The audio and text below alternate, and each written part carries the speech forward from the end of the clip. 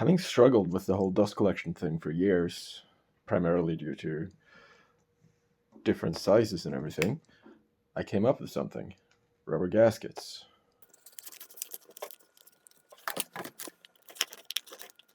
So it's a little loose, but I think if I just build up the support here,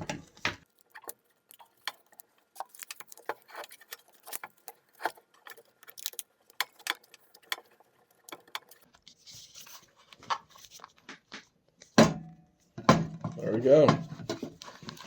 It's ready for a test trial. Maybe not.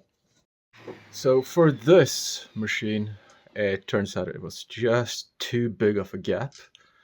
So I ended up just building around with duct tape on the out port, and it's super snug now. I still maintain I will make use of these gaskets somehow.